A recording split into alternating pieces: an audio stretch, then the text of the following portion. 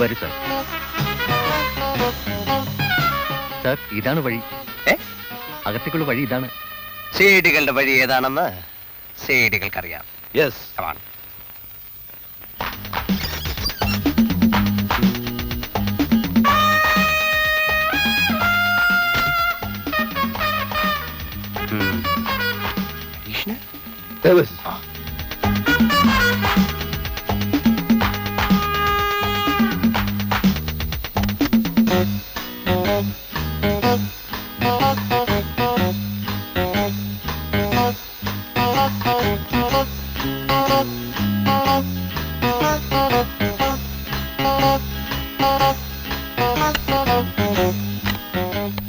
ഇവിടെ ഒരു ഭീകരാവസ്ഥയൊന്നും ഇല്ലെന്ന് ഐ ജി പ്രത്യേകം പറയാൻ പറഞ്ഞു.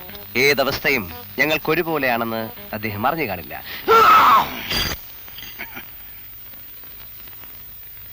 കള്ളക്കടത്തുകാർക്കെതിരെ നീങ്ങിയ പോലീസ് ഉദ്യോഗസ്ഥന്മാർ ഒന്നിനു പിറകെ മറ്റൊന്നായി കൊല്ലപ്പെടുന്നു എന്നുള്ള വാർത്ത കണ്ട് ഭയപ്പെടരുത് എന്നാണ് അദ്ദേഹം ഉദ്ദേശിച്ചത്. ഭയപ്പെടാനോ? ഞങ്ങളോ?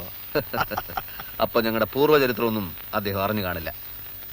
തമിഴ്നാട്ടിലെ അധോലോകം നടുങ്ങിയ വാർത്തയൊന്നും ഇവിടുത്തെ പത്രങ്ങളിൽ വന്നിട്ടില്ലേ? അതൊക്കെ വന്നിട്ടുണ്ട് സാർ. എന്നിട്ടാണോ ഞങ്ങളോട് ഭയപ്പെടരുത് എന്ന് അദ്ദേഹം പറയുന്നത്? ആരെ ഭയപ്പെടാൻ? മദുരാശിയിലെ അനന്തൻ നമ്പ്യാരേക്കാൾ വലിയ ഭീകരനൊന്നും ഈ നഗരത്തിലുണ്ടെന്ന് തോന്നുന്നില്ല. അഥവാ ഉണ്ടെങ്കിൽ തന്നെ ഞങ്ങൾ കാലുകുത്തിയ ഇന്ന് ഈ നിമിഷം തന്നെ അവന്മാർ നെട്ടോട്ടം ഓടി തുടങ്ങും. കള്ളക്കടത്തുകാരും കൊലപാതകങ്ങളും ഇനി അവന്മാരുടെ തല പുറത്ത് കാണിക്കില്ല. ഞങ്ങൾ എത്രമാത്രം തന്ത്രശാലികളും സൂത്രശാലികളുമാണെന്ന് നിങ്ങൾക്കറിയില്ലായിരിക്കാം, പക്ഷെ അവർക്കറിയാം. ഞങ്ങൾക്കും അറിയാം സാർ. എങ്കിൽ ഇത്തരം ബാലിശമായ സംസാരം നിർത്തൂ ഇൻസ്പെക്ടർ.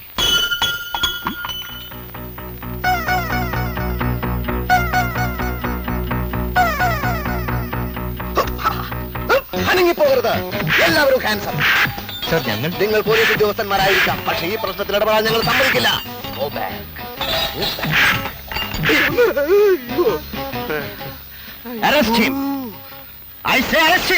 ഇയാളെ നിങ്ങൾക്ക് ഭക്ഷണം ഉണ്ടാക്കാൻ നിർത്തിയാണ് സാർ. ഈ വീട് നിങ്ങൾക്ക് താമസിക്കാൻ. അപ്പൊ ഈ വീട്ടിലല്ലേ കൊല നടന്നിട്ടുള്ളത്? അല്ല. എങ്കിലാദ്യം ഞങ്ങളെ വീട്ടിലേക്ക് കൊണ്ടുപോകൂ.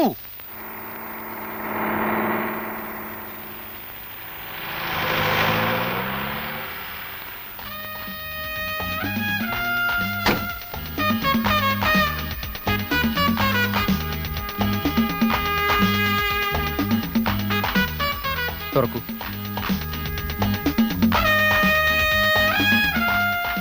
രണ്ട് നിലയുള്ള വീടാണല്ലേ? അതെ സാർ. പുറകുവശത്ത് വാതിലുണ്ടോ? ഉണ്ട് സാർ. ഈ വീടിന് എത്ര കൊല്ലത്തെ പഴക്കം കാണും? അത് കൃത്യമായി അറിയില്ല സാർ. അതറിയില്ലേ? അറിയണം. വീടിന്റെ പഴക്കവും കൊലയും തമ്മിൽ എന്താണ് ബന്ധം എന്നല്ലേ? അതിലൊക്കെ ചില കാര്യങ്ങളുണ്ട്. ഈ സംഭവം നടന്നത് എത്ര മണിക്കാണ്? രാത്രി ഒരു 11 ആയി കാണുമെന്നാണ് ഡോക്ടർമാരുടെ അഭിപ്രായം. അകത്ത് ബോഡി കിടന്ന സ്ഥലം മാർക്ക് ചെയ്തിട്ടുണ്ട് sir. Come on.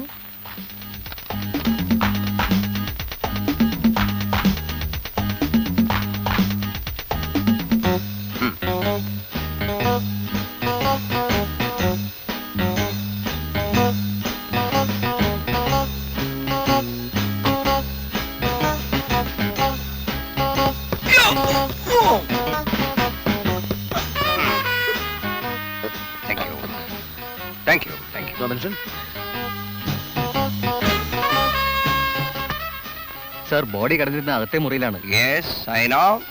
Come on. Sir, അത് ബോഡി മാർക്ക് ചെയ്ത സ്ഥലമാണ്. Across.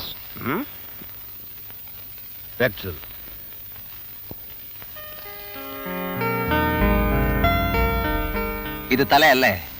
അല്ല സാർ, അത് കാലാണ്. ഇത് കൈ. ഇത് തല. മാർക്കിംഗ് ഒന്നും കറക്റ്റ് അല്ല. മാർക്കിംഗ് കറക്റ്റ് ആണ് സാർ. ആര് പറഞ്ഞു? അത് നിങ്ങളാണോ തീരുമാനിക്കാൻ? സാർ, അത്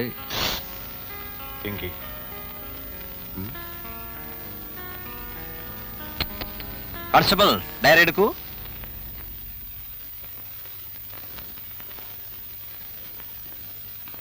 ആ ടേപ്പും എടുക്കൂ കോൺസ്റ്റബിൾ. എന്നിട്ട്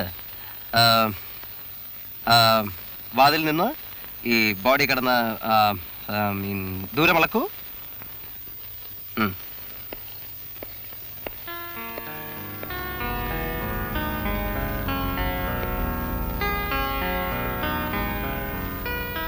എത്രയുണ്ട്? ഒരു 3-3.5 അടി വരും. ഓ, ആ ഡയറിയിൽ രേഖപ്പെടുത്തു. കൊലപാതകയുടെ ഷട്ടിൽ നിന്ന് അടർന്നു വീണ ഒരു ബട്ടൺ കിട്ടിയിട്ടുണ്ട് സർ. അതുകൊണ്ട് അതൊരു തുമ്പാണല്ലോ. അത് തുമ്പാണോ തുമ്പയാണോ എന്ന് ഞങ്ങൾ തീരുമാനിക്കും. ബട്ടൺ പോലും ഒരേ തരത്തിലുള്ള എത്രയോ ലക്ഷം ബട്ടണുകൾ വിപണിയിൽ ഇറക്കുന്നുണ്ട്.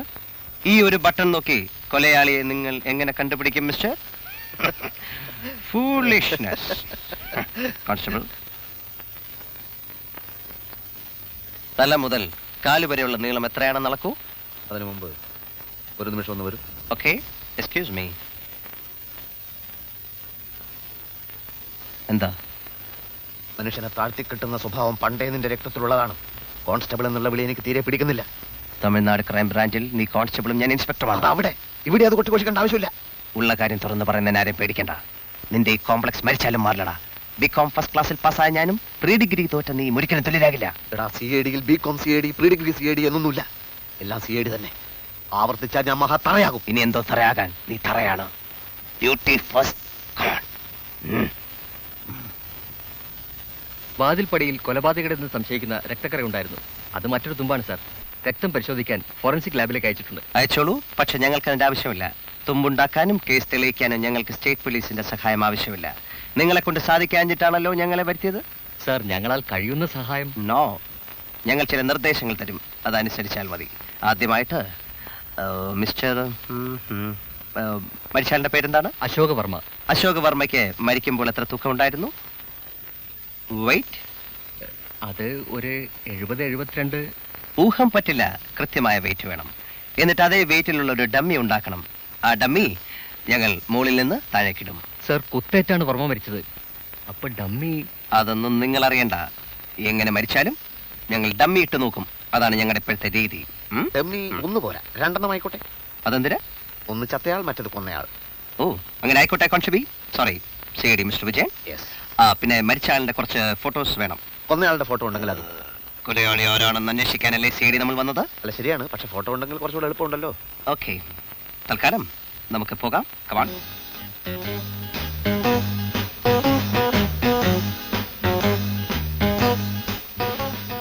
മദിരാശിയിലെ എത്രയോ പ്രമാദമായ കേസുകൾ തെളിയിച്ചിട്ടാണ് ഞങ്ങൾ വന്നിരിക്കുന്നത്.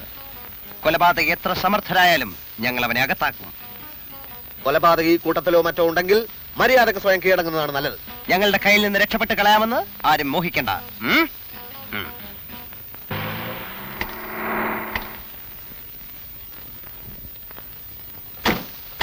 Sir, yes.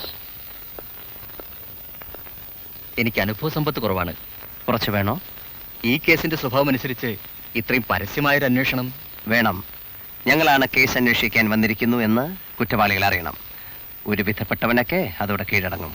എനിക്ക് തോന്നുന്നില്ല. നമുക്ക് കാണാം. കാണാം സാർ. കുറ്റവാളികൾ എത്രയും പെട്ടെന്ന് വലയിലാകുമെന്ന് അധികൃതരെ അറിയിച്ചേക്കൂ. മറ്റു കാര്യങ്ങൾ നമുക്ക് പിന്നീട് സംസാരിക്കാം. എന്റെ ഭാഗത്തുനിന്ന് ബുദ്ധിപരമായ സഹായമൊന്നും ഞങ്ങൾ പ്രതീക്ഷിക്കുന്നില്ല. വല്ല കാറോ ജീപ്പോ വേണമെങ്കിൽ അറിയിക്കാം. ധൈര്യമായിട്ട് പോകൂ. Come on.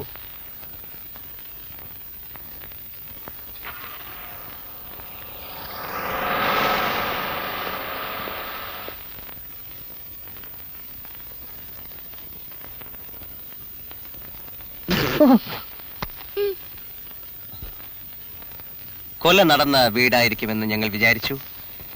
ഞങ്ങൾ വന്നിറങ്ങിയ ഉടനെ ഞങ്ങളെ ആക്രമിക്കാൻ വന്ന ഭീകരനാണ് നിങ്ങളെന്ന് കരുതി. CAD-കൾക്ക് ആരെയും എപ്പോഴും സംശയിച്ചേ പറ്റൂ. ഇത്രയും ക്രൂരമായിട്ട് എന്റെ ഭാര്യ പോലും എന്നെ തല്ലിയിട്ടില്ല. ഞാൻ എതിരാളികളോട് ഏറ്റുമുട്ടുമ്പോൾ എന്റെ ഓരോ ഇടിക്കും ഓരോ ക്വിന്റൽ വെയിറ്റ് കാണും. ഞാൻ കൂടി ഇടിച്ചിരുന്നെങ്കിൽ അത് 2 കിൻഡലായനെ. ഇപ്പൊ 3 കിൻഡലായി. എന്ത്? ഈ ഒരു കൈ. I am sorry. സാരമില്ല, തല്ല് കിട്ടുന്നത് ഇതാദ്യമായിട്ടല്ല. പക്ഷെ എന്നെ തല്ലിയിട്ടുള്ളവരും മിക്കവരും മരുന്ന് മേടിക്കാനാണെന്നും പറഞ്ഞ് എനിക്ക് ഒരുപാട് രൂപ തരാറുണ്ട്. രൂപ ഞാനും തരാം. നിങ്ങൾ കാരണം വന്നപ്പോൾ തന്നെ ഇടിയിലൊരു പ്രാക്ടീസ് കിട്ടിയല്ലോ. യെസ്. ആദ്യം ഒരു ചായ ഉണ്ടാക്കി കൊണ്ടുപോവാ. സാറിന് മനസാക്ഷിയുണ്ടോ? കൂടുതലില്ല. തീരെയില്ല. ഇനി ഒരു 3 ദിവസത്തേക്ക് കൈ അനക്കാൻ നോക്കൂ എന്ന് പറഞ്ഞ CAD-കൾക്ക് പട്ടിണി എടുക്കാൻ. സാരമില്ല, പാവം പോയി റെസ്റ്റ് എടുക്കട്ടെ. നമുക്ക് ഇന്നത്തെ ഭക്ഷണം ഹോട്ടലിൽ നിന്നാകാം. അതെ. Coming sir.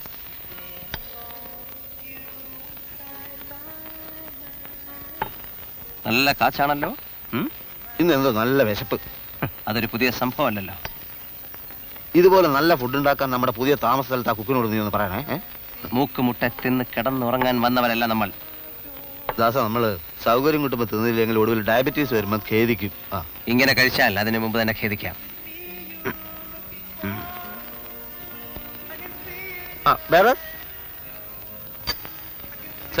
Fried rice എത്തിയില്ലല്ലോ.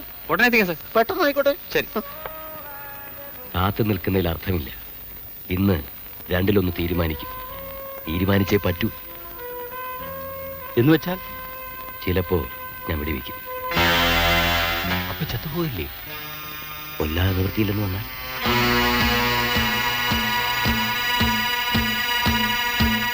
പഴയ കാര്യങ്ങളൊക്കെ ആലോചിക്കുമ്പോ ഇപ്പൊ ചിരിക്കാനാ തോന്നുന്നത്. നമ്മുടെ ചോര കൊണ്ട് മാത്രം മദിരാശിയിൽ എത്ര മൂട്ടകളാ ജീവിച്ചതല്ലേ. അതെ. പാൽക്കാരത്തെരുവിലെ കൊതുകുകൾക്കെല്ലാം ഉത്സവമല്ലായിരുന്നു. എല്ലാ നാണയത്തിനും രണ്ട് വശമുണ്ട് വിജയ. ഉണ്ടോ? പിന്നെ സുഖമുണ്ടോ ദുഃഖമുണ്ട്, കയറ്റമുണ്ടോ ഇറക്കമുണ്ട്, കണ്ണീരിന്റെ തൊട്ടടുത്ത് പുഞ്ചിരിയുണ്ട്.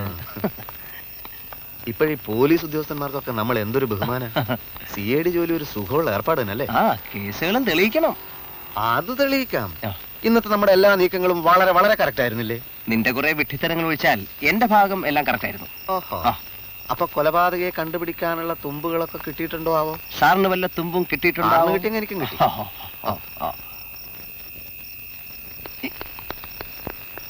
യോ, ഇയാളല്ലേ അയാള് ആ പോയാള്. വാ നമുക്ക് പിന്തുടരാം. വെറുതെ ഇരിക്കട്ടെ. രാത്രി നേരത്തെ പിന്തുടരൊന്നും വേണ്ട. സീഡികൾക്ക് രാത്രിയോ പകലോ എന്നൊന്നുമില്ല. എനിക്ക് ഉറങ്ങണം. ഏതാ ഉറങ്ങാൻ പോകുന്നവൻ അതറിയണ്ട. ഞാൻ അയാളെ പിന്തുടരാൻ പോവുകയാണ്. ഒരു 50 പൈസ. ഈ നേരത്തെ ആരാ പടക്കം പൊട്ടിക്കുന്നത്? വിഷു കഴിഞ്ഞില്ലേ? പടക്കോ? ദീപാവലി ആയിരിക്കും അല്ലേ? അത് ഒരു വെടിയുടെ ശബ്ദമായിരുന്നോ? നീ തോക്കെടുത്തോ? ഭക്ഷണം കഴിക്കാൻ പോകുമ്പോ ആരെങ്കിലും തോക്കെടുക്കുവോ? നമ്മളാരാ വെടിവെച്ചതാ? ഇവിടെ കൂടെ ഓടിക്കോ.